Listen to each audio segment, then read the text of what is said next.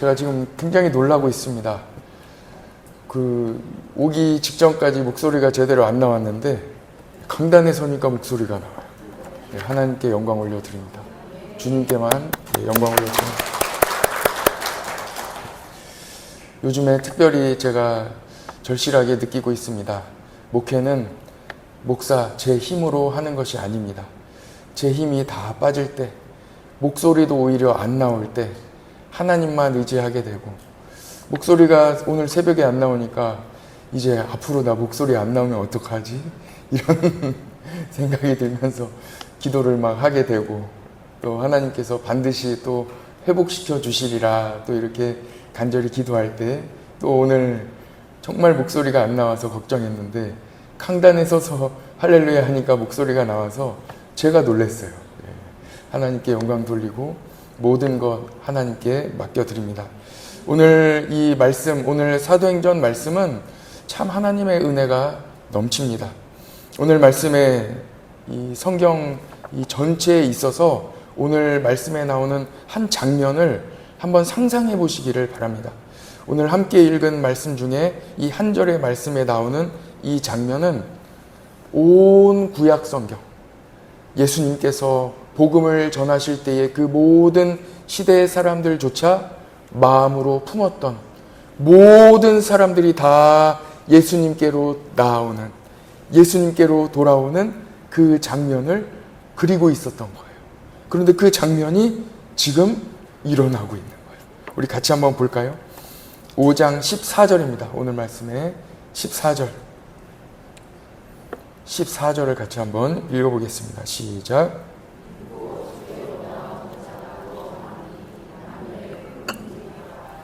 아멘. 여러분들은 이 말씀을 읽으실 때에 좀 마음속 깊이 상상하시고 마음속 깊이 이 장면을 조금 이렇게 생동감 있게 입체적으로 한번 상상해 보시면 좋겠습니다. 지금까지 일어난 적이 없었던 그런 모든 사람들이, 많은 사람들이 무리를 지어 예수님께로 나아오고 있는 그 장면입니다. 예수님이 그토록 천국 복음을 전하시고 많은 기적을 베푸셨을지라도 또 시기하고 또 많은 또 예수님을 핍박하는 그런 세력들 때문에 또 많이 나오지 못했는데, 지금 사도행전 5장에서 수많은 사람들이 예수님의 이름으로 복음을 듣고 나오고 있는 거예요. 오늘 이 말씀을 듣는 우리에게도 똑같은 소망이 있기를 축복합니다. 이 지역에 수많은 사람들이 살고 있습니다. 우리 교회가 이 지역에 세워지기는 했지만 턱없이 부족한 사람들이 교회에 나와 예배를 드리고 있어요. 저는 우리 교회에 처음 왔을 때에도 환상을 보고 여러분들과 나눈 적이 있습니다. 이 지역에 수많은 사람들이 교회에 나와 새벽을 깨우는데 모든 사람들이 차가 다 이쪽으로 오는 거예요. 같이 예배 드리는 그날이 속히 올 줄 믿습니다. 여러분, 우리가 성령 충만하여 우리 사도행전의 역사가 우리 교회에도 이루어지기를 기도하셔야 돼요. 우리가 먼저 성령 충만해야 됩니다. 때가 되면 우리도 전도지도 만들고 사방으로 흩어져 전도도 하고, 또한 우리 교회에 가득 모여 새벽을 깨우며, 그때 주일에도 한번 말씀드렸지만 새벽 예배에 꼭 나오는 분들만 나오는 게 아니에요. 이제는 우리가 인식을 바꿔서 100% 새 가족들도 다 참석하는 새벽 예배, 그날까지 우리가 열심히 기도하며 깨어 있어야 될 줄 믿습니다. 남자와 여자, 어른과 아이들, 온 가정이 무리를 이루고 복음을 듣고 예수님께 나오는 장면입니다. 여러분, 누가 복이 있습니까? 하나님께 나오는 자가 복이 있습니다. 성경에는 수많은 곳에서 성도가 하나님께 돌아올 때 복이 있다 하고 말씀하고 있습니다. 하나님께 돌아오는 자는 복이 있습니다. 교회는 예수님의, 그리스도의 몸이다라고 말씀하셨죠. 그래서 교회에 나오는 사람이 복이 있는 것입니다. 오늘도 수요 기도에 나오신 우리 성도님들, 우리 여러분들에게 복이 있습니다. 시편 84편의 말씀을 같이 한번 찾아보겠습니다. 시편 84편입니다. 수많은 곳에 성전에 나오는 자에게 복이 있다라는 말씀이 있지만 시편 84편은 전체가 성전에 나오는 자가 얼마나 복된지 말씀하고 있거든요. 시편 84편의 1절을 먼저 같이 한번 읽어봅시다. 시작. 만군의 여호와여, 주의 장막이 어찌 그리 사랑스러운지요. 주님의 장막, 우리 교회가 왜 이렇게 아름다울까요? 잘 건축되고 우리 옆에 있는 교육관 얻어놓은 그 기도실에 가서 우리 교회를 바라보면 참 아름다워요. 너무 아름다워요. 잘 짓기도 했습니다. 그런데 왜 아름답겠습니까? 예수님의 몸이기 때문에, 예수님이 이 성전에 계시기 때문에 이 교회가 아름다운 것입니다. 사랑스러운 것이죠. 4절 같이 한번 읽어봅시다. 84편 4절 같이 읽어보겠습니다. 시작. 주의 집에 사는 자들은 복이 있나니 그들이 항상 주를 찬송하리이다. 셀라. 누구에게 복이 있습니까? 주님의 집에 사는 자들이 복이 있습니다. 교회를 아버지 집, 나의 영원한 집으로 여기고 살아가는 자에게, 그 성도에게 복이 있습니다. 먼 곳에 가기 전에 꼭 교회에 들러 기도하는 성도, 또 해외에 다녀오면 오랜 기간 또 집을 비우면 먼저 교회에 와서 기도하고 또 그리고 집으로 돌아가는 성도, 그 성도에게 복이 있습니다. 기쁜 일이 있으면 가장 먼저 교회에 와서 기도하는 성도, 기쁜 일, 복 받는 일, 좋은 일이 있으면 먼저 교회에 와야 돼. 그 소식을 들고 다른 데 가면 교만해지게 되어 있습니다.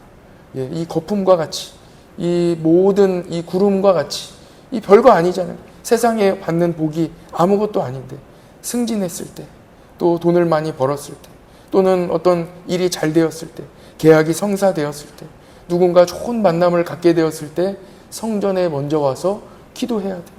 그러면 하나님께서 가장 축복이 무엇인지 다시 확인시켜 주시는 거예요. 그리고 마음으로 하여금 나의 마음을 잘 차분하게 만들어 주세요. 그 이후에 가족들에게도 연락하고 그 이후에 다른 사람들에게도 연락하면 부작용이 없어요. 아무런 부작용이 없어요. 후회함이 없게 됩니다. 세상에서 환난 당하고 핍박 당하고 또는 말 듣고 그렇게 어려움을 당하셨다면 교회로 먼저 오시기 바랍니다. 병원에서 고침받기 어렵다는 이야기를 들으셨습니까? 교회로 먼저 오세요. 하나님께서 소망을 주실 것입니다. 하나님이 고쳐주심을 마음속 깊이 알려주실 거예요. 기도하면 치료받고 기도하면 된다는 사실을 우리 주님이 알려주시는 거예요. 못된 사람 만났을 때, 누구를 만났는데 가정에 희망이 전혀 없다고 여겨질 때 교회 와서 기도하세요. 하나님이 소망을 주실 것입니다. 기도하지 않고 어떻게 이 험한 세상을 살아갈 수 있겠습니까? 사람 만나기 전에 꼭 기도하시고 만나시기 바랍니다. 저는 오늘도 귀한 분을 만나기 전에 먼저 성전에 와서 기도하고 만나는 거예요. 그러면 부작용이 없어요. 하나님이 그 모든 길을 인도해 주세요. 나의 입술을 주장해 주시고 나의 눈빛을 주장해 주시고 나의 발걸음과 나의 표정을 주님께서 만들어 주시는 거예요. 좋은 만남이 되게 하시는 거예요. 좋은 만남을 앞두고 계십니까? 좋은 계약을 앞두고 계십니까? 면접을 앞두고 계십니까? 먼저 교회 와서 기도하고 가시면 좋겠습니다. 하나님께서 기도하는 사람의 표정, 말, 그리고 발걸음을 인도해 주십니다. 이사야 28장 16절에 이렇게 말씀하고 있지요. 그러므로 주 여호와께서 이같이 이르시되 보라, 내가 한 돌을 시온에 두어 기초를 삼았노니 곧 시험한 돌이요 귀하고 견고한 기초돌이라. 그것을 믿는 이는 다급하게 되지 아니하리라 하고 말씀하고 있습니다. 걸음마다 여러분 예수님 믿고 의지하는 자는 매사에 다급한 일을 당하지 않습니다. 그런 일이 일어나지 않습니다. 예수님을 믿고 의지하는 자는 믿음으로 어떻게 살아가겠습니까? 이 믿음으로 살아간다는 그 행위, 믿음으로 살아가는 그 삶은 무엇이 다르겠습니까? 기도입니다. 믿음으로 살아간다는 것은 기도한다는 것입니다. 기도하는 사람은 반석 위에 세워진 집에 사는 그 사람과 같습니다. 예레미야 31장 6절에 이렇게 말씀하고 있습니다. 에브라임 산 위에서 파수꾼이 외치는 날이 있을 것이라. 이르기를 너희는 일어나라. 우리가 시온에 올라가서 우리 하나님 여호와께로 나아가자 하고 말씀하고 있습니다. 여러분, 구약시대에 예레미야 선지자도 그토록 외쳤던 말씀이에요. 여호와께 나아가자. 여호와께 나아가자. 이 말씀이 오늘 사도행전 5장 말씀에 그대로 이어지고 있습니다. 여호와께로 나아가는 자는 복이 있습니다. 예수님은 복음을 전파하시며 누구든지 나에게로 오라. 목마른 자가 나에게로 오라 하고 말씀해 주셨습니다. 누구든지 나에게 나아오라고 말씀해 주셨습니다. 요한복음 6장 37절입니다. 요한복음 6장 37절에 이렇게 말씀하고 있죠. 아버지께서 내게 주시는 자는 다 내게로 올 것이요. 다 내게로 온다고 말씀하시는 거예요. 예수님께서 이미 선포하시는 거예요. 하나님께서 예수님께 보내주시는 자, 바로 우리들이 택함 받은 자, 부르심을 받은 성도들 다 예수님께로 나아올 것이다 하고 말씀하고 있어요. 내게 오는 자는 내가 결코 내쫓지 아니하리라. 39절에도 나를 보내신 이의 뜻은 내게 주신 자 중에서 내가 하나도 잃어버리지 아니하고 마지막 날에 다시 살리는 이것이니라 하고 말씀하십니다. 내 아버지의 뜻은 아들을 믿고 아들을 보고 믿는 자마다 영생을 얻는 이것이니 마지막 날에 내가 이를 다시 살리리라 하고 말씀하셨습니다. 예수님께로 나오는 자, 예수님을 보고 믿는 사람, 우리 예수님께서 다 살려주시고 생명을 주시겠다고 말씀해 주십니다. 요한복음 7장 37절에도 명절 끝날 곧 큰 날에 예수께서 서서 외쳐 이르시되 누구든지 목마르거든 내게로 와서 마시라 하고 말씀하십니다. 38절에도 나를 믿는 자는 성경의 이름과 같이 그 배에서 생수의 강이 흘러 넘치리라 하고 말씀하셨습니다. 누구든지 예수님께 나오는 자는 영생을 얻고 생명을 얻고 그 안에서 영원토록 솟아나는 생수의 강물을 샘물을 얻게 된다고 말씀하셨습니다. 우리가 새벽에 로마서 말씀을 나눈 것과 같이 유대인뿐만 아니라 누구든지입니다. 누구든지 같이 해보겠습니다. 누구든지가 매우 중요한 단어예요. 누구든지 예수님께 나오는 자, 그 출신이나 배경이나 장애나 질병이나 족보나 학벌이나 신분이나 계급이나 그 어떤 것에도 상관없이 예수님께 나오기만 하면 영원한 복을 받는다고 말씀하고 있는 것입니다. 이것은 엄청난 축복입니다. 이것은 굉장한 축복입니다. 누구든지. 그래서 우리가 이미 살펴봤지만 로마서 10장 13절에 놀라운 말씀이 나오는 거예요. 누구든지 주의 이름을 부르는 자는 구원을 받으리라 하고 말씀하는 거예요. 한번 같이 봅시다. 누구든지 주의 이름을 부르는 자는 구원을 받으리라. 아멘. 이 세상 어디에도 누구든지 갈 수 있는 곳은 아무 데도 없습니다. 미국 사람도 못 가는 나라가 참 많이 있습니다. 대한민국 여권을 가지면 많은 나라를 갈 수 있다고 하지요. 그럼에도 불구하고 대한민국 여권을 가지고도 못 가는 나라가 있습니다. 대한민국 안에 어디든지 갈 수 있는 자유가 있지요. 그렇다고 어느 건물이나 들어갈 수 있는 것은 아닙니다. 또 간다고 해도 들어간다고 해도 어느 곳에서나 환영받는 것은 아니지요. 집에 가는 것도 마찬가지입니다. 그러나 아버지 집, 교회, 여러분들이 지금 앉아 계신 이곳에는 누구든지 나올 수 있는 하나님의 축복을 허락해 주셨다는 거예요. 길이 열린 거예요. 무한한 축복의 길, 생명의 길이 우리 앞에 열려 있다는 사실입니다. 누구든지 예수님의 이름을 부르는 사람은 누구든지 복을 받습니다. 구원받습니다. 이것이 바로 복음입니다. 가장 복된 소식입니다. 오늘 사도행전 5장 본문에는 복음이 선포되고, 먼저 복음이 선포됩니다. 그리고 그대로 이루어지는 장면을 우리가 살펴보았습니다. 구체적인 대상들이 나오고 있습니다. 15절을 잠깐 보시겠습니다. 오늘 말씀 사도행전 5장으로 다시 돌아가 보시죠.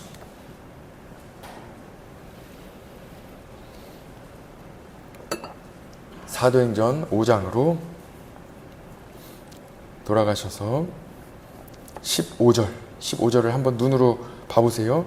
가장 처음에 나와 있는 단어만 한번 읽어보겠습니다. 시작. 심지어. 예, 이제 저를 보시죠. 이 단어에 오늘 주목해 보려고 하는 거예요. 심지어. 심지어는 부사인데 어떤 명사를 꾸며주는 말이 부사잖아요. 예, 심지어. 이 심지어라는 이 단어를 이 15절에 가장 먼저 배치해 두시는 거예요. 심지어. 왜 성경에 이 심지어라는 이 부사를 가장 먼저 앞에 넣어 배치하셨을까요? 이 말 다음에 나오는 말이 그렇게 중요한 말이기 때문입니다. 그 다음 단어를 한번 보십시오. 심지어. 그러니까 누구든지 주님께 나오는 자는 복을 받는다. 구원을 받는다. 그런데 심지어 누구 더 나왔는지 보십시오. 심지어 그 다음 단어가 뭡니까? 병든 사람. 네. 병든 사람까지도 주님께 나올 수 있는 세상이 왔음을 말씀하고 있는 거예요. 지금까지는 어떤 세상이었습니까? 이전에, 예수님 오시기 전에, 성령 받기 이전에는 어떤 세상이었습니까? 병든 사람이 나올 수 없는 세상이었어요. 마음껏 나올 수 없는 세상이었어요. 그래서 알려주시는 거예요. 심지어요, 심지어. 그 이전에는 율법에 의하여 병든 자들은 철저하게 격리되고 또 어떤 모임이든 나갈 수 없도록 다 막아놨어요. 우리 잘 알고 계시죠? 12의 혈루병에 걸린 여인이 주님의 옷자락을 붙잡고 그 혈루병을 다 치료를 받았을 때 예수님이 그 여인에게 따라하고 불러주시는 거예요. 따라하고 안 불러주셨으면은 이 여인이 정죄를 받게 되는 거예요. 일단은 이 여인이 이 외간 남자의 그 옷술을 만졌기 때문에 그 율법에 따라 왜 그 옷을 만졌냐? 왜 네가 여인이 만지냐? 벌써 법에 딱 저촉이 되는 거예요. 너 병에 걸렸는데 왜 사람들 많은데 나 병자라고 외치지 않고 왜 이렇게 가까이 접근을 해서 수많은 사람들에게 둘러싸여 있느냐? 다 고침을 받은 이후에도 정죄받게 돼 있어요. 그런데 예수님께서는 살려주시는 거예요. 따라하고 살려주시는 거예요. 어떤 방법으로도 환자가 사람들의 모임에 가까이 갈 수 없는 시대였습니다. 그런데 지금 복음이 선포되고 성령의 충만함을 받아 이제는 심지어 환자들도 모든 사람들이 다 주님 앞에 마음껏 나아갈 수 있는 일이 일어나게 된 거예요. 참 역설적인 일이에요. 환자가 주님께 나와야 고침을 받고 또 나음을 얻어 우리 주님께 나아갈 수 있잖아요. 그런데 환자가 격리되어 나갈 수 없기 때문에 고침을 받을 수 없는 시대였어요. 그러나 예수님께서 그 길을 열어주신 거예요. 누구든지 예수님께 나올 수 있게 되었죠. 그 뒤에 15절 뒤에 보시면 질병에 걸린 사람을 병상체로 들고 나온 장면들이 세세하게 아주 자세히 기록되어 있습니다. 16절을 같이 한번 보시죠. 16절에 보면 심지어 이후에 또 나오는 거예요. 더러운 귀신에게 괴로움 받는 사람도 나와 치료받고 예수님을 믿고 변화되고 또 함께 예배드리는 모습이 나오게 되는 것입니다. 여러분, 주님께 나오는 자는 복이 있습니다. 예수님께 나오면 치료받습니다. 그래서 우리가 다 예수님께 지금 나온 것입니다. 온전케 됩니다.